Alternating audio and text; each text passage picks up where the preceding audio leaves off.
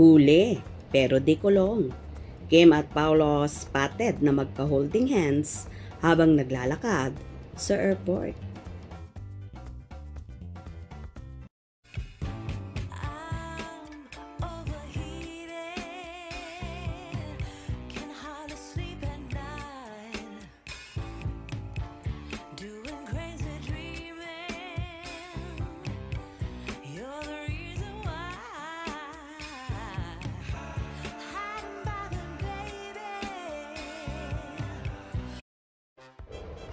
So sweet naman talaga at di na mapigilan ng Kim Pao tandem.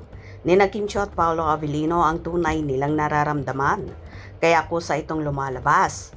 At dahil magjosawa na nga sila ay hindi napigilan na mag-holding hands ang Kim Pao habang naglalakad sa airport patungong Cebu City.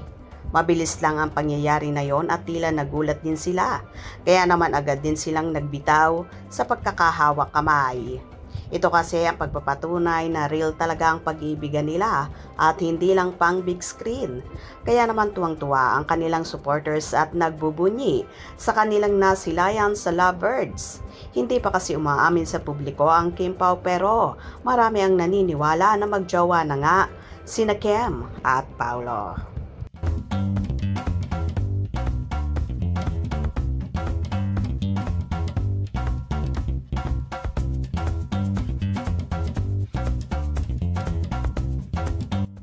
Narito naman ang mga hanasya at kilig comments ng kanilang mga fans. Love Kim Pao. Nagkasakit pala si Kim bago lumipad sa Cebu. Kaya sobrang alala si Pao sa kanya. Super busy kasi yan. Kompleto laging araw ko sa inyong dalawa. Nagpapaligaya talaga kayo sa akin. Happy ako basta magkasama kayo. Ingat Kim.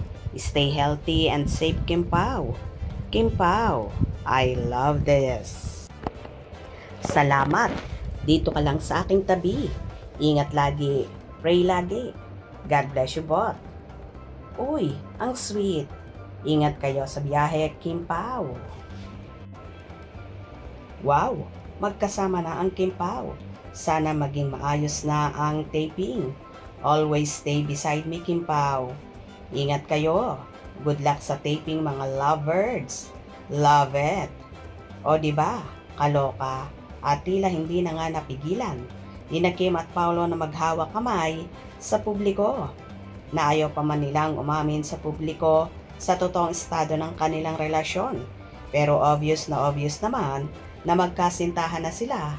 Kaya hindi na maitago ang nararamdaman nila at kusa itong lumalabas kahit ang pagkikare nila sa isa't isa. O diba, bonggang-bongga. Kim Pao lang talaga ang sakalam. Hope you enjoyed. Please subscribe for more info.